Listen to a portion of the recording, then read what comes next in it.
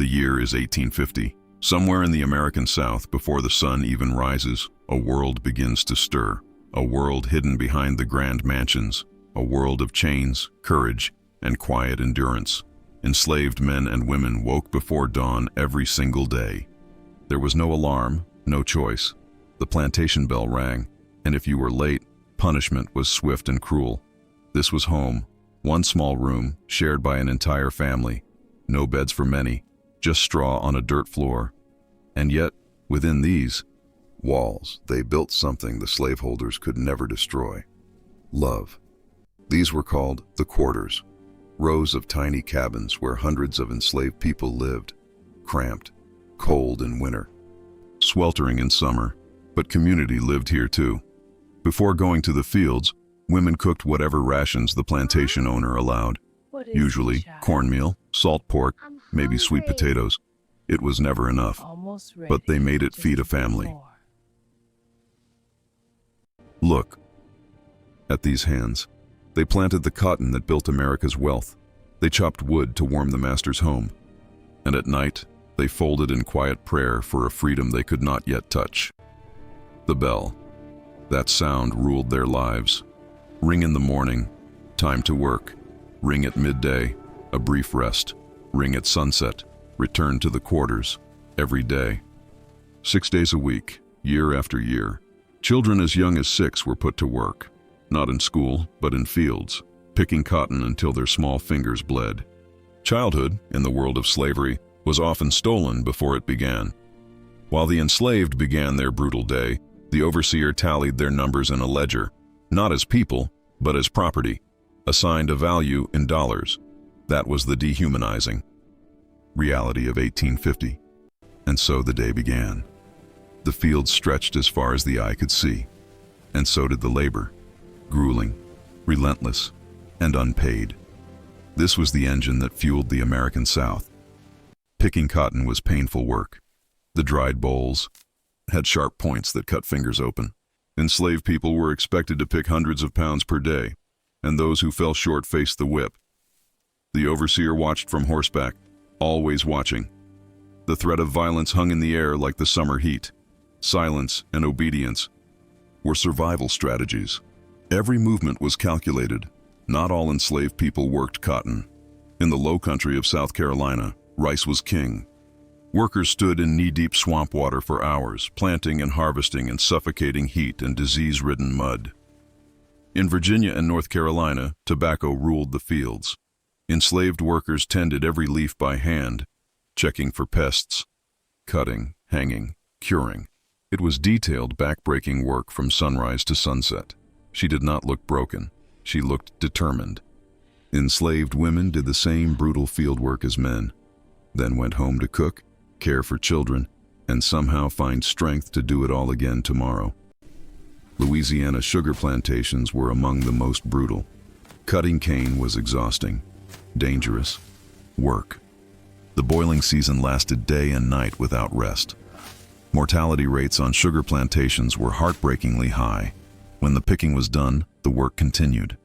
Heavy bales had to be moved, weighed, and loaded. Every ounce was recorded, not to honor the labor, but to calculate the profit of the master. Those who resisted or tried to flee faced chains, iron collars, or worse. The physical tools of control were real and terrifying, but the spirit of resistance could never be fully chained. At midday, a brief rest was sometimes allowed. Workers shared water, a few words, maybe a quiet song. These stolen moments of human connection were precious, small acts of resistance against dehumanization. The sun showed no mercy. Temperatures soared past 100 degrees. There was no shade, no break, no water unless the overseer allowed it. And still, they worked, hour after hour, day after day. Food was tightly controlled. Plantation owners issued weekly rations, usually just enough to keep workers alive and able to labor. Cornmeal, salt pork, molasses, rarely vegetables, almost never meat. This was often the entire day's food for a grown man doing brutal physical labor. Malnutrition was common. Enslaved people were often deliberately kept just strong enough to work, and nothing more. Where they were allowed, enslaved people grew their own food in small garden plots. Sweet potatoes, greens, okra, West African crops they brought with them in memory and planted in southern soil. At night, some fished for catfish or caught small game, supplementing the meager rations with what the land offered. These midnight moments of self-sufficiency were small victories of survival. Enslaved cooks transformed simple ingredients into something remarkable. Collard greens, black-eyed peas, cornbread, foods born from necessity and West African tradition that would one day become iconic American cuisine. The cruelest irony, enslaved cooks prepared elaborate feasts for the master's table and returned to their cabins to eat cornmeal mush. They fed a nation that refused to feed them back. Elderly enslaved people were particularly vulnerable. When too old to work productively, some were abandoned or poorly fed, yet many became the heart of the community, keepers of memory, tradition, and hope. Despite everything, despite hunger and exhaustion, families gathered. They shared what little they had. They told stories. They held each other. The power of family, even in captivity, refused to die. Love survived slavery.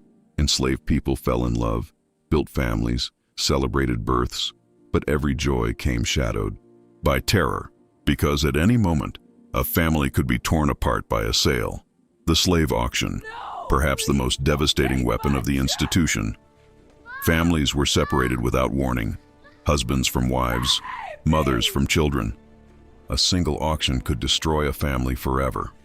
At night, grandmothers and elders told the children stories, tales from West Africa, folk tales about animals who outsmarted their oppressors. This was more than entertainment. It was cultural memory. It was survival. Sunday was often the one day of partial rest.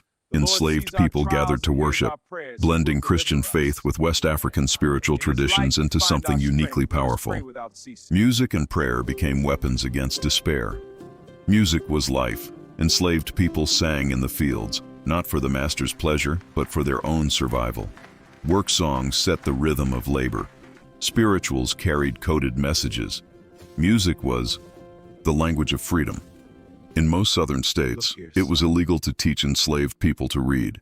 Yet many did learn, secretly, at great personal risk, because they understood something the slaveholders feared. Knowledge is the first step to freedom. In these small, tender moments, humanity shone through. A mother braiding her daughter's hair. A father teaching a son to carve wood. Life insisted on continuing, on being beautiful, even inside a brutal system. And sometimes, especially on Saturday nights, there was music and there was dancing. Not despite the suffering, but because of it. Joy was an act of defiance. Laughter was a revolution. Some refused to accept their chains. They ran into forests, across rivers, through swamps. The journey north was hundreds of miles of terror. But for some, death was preferable to another day in bondage. The North Star was their compass. Enslaved people learned to navigate by the stars, guided by a constellation they called the Drinking Gourd. The night sky was a map to freedom if you were brave enough to follow it. The Underground Railroad was not a real railroad. It was a secret network of safe houses, tunnels, and brave people, black and white, who risked everything to guide runaways to freedom. Courage had many faces. Harriet Tubman escaped slavery in 1849 and then went back. 19 times, she guided over 300 people to freedom and never lost a single one. She carried a gun and a simple rule: forward or die. Resistance took many forms: breaking tools, working slowly, pretending not to understand orders, poisoning the master's food. These were quiet rebellions, dangerous but constant. Resistance was never fully extinguished. Some resistance was loud.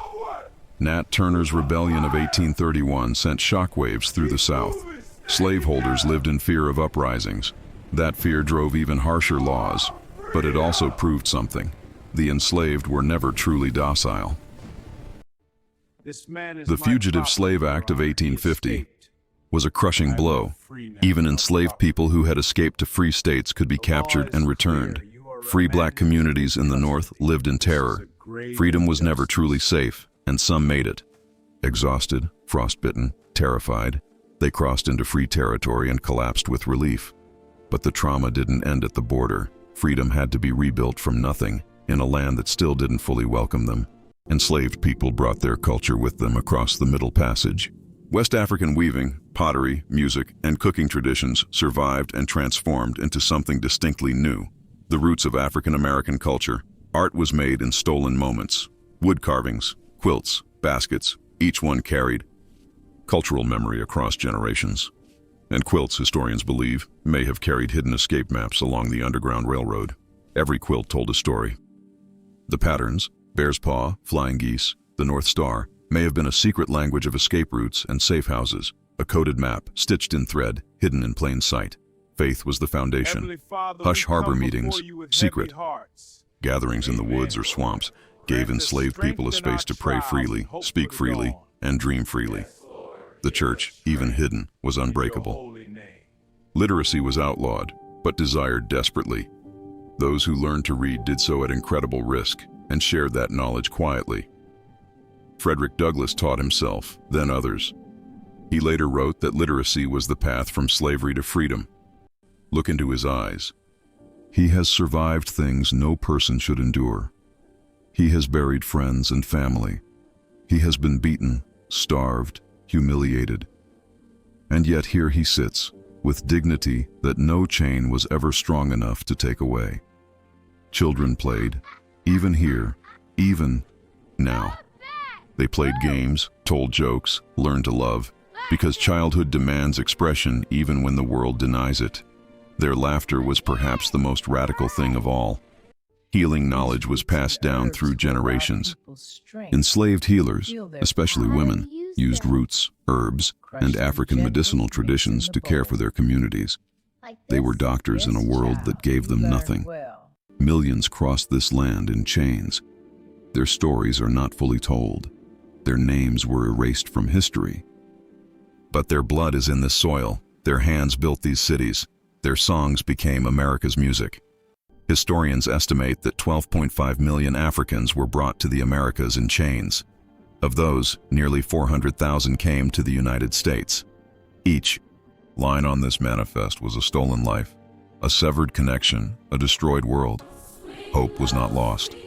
It was transformed into music, into faith, into the fierce conviction that this could not last forever. They were right. The Civil War was coming, and with it, the beginning, only the beginning, of reckoning. The American South in 1850 was built on a lie, the lie that some people were property. The grand plantation houses, the cotton wealth, the Southern way of life, all of it rested on the backs of enslaved human beings. Today, those great houses are tourist attractions, but the foundations of the slave quarters, smaller, forgotten, half buried, are still there, waiting to be found, waiting to be remembered.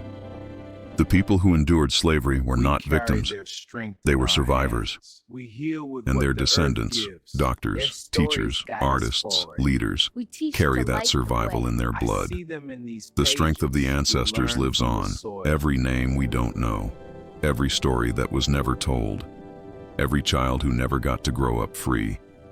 We owe them more than a history lesson. We owe them the truth, fully told and never forgotten.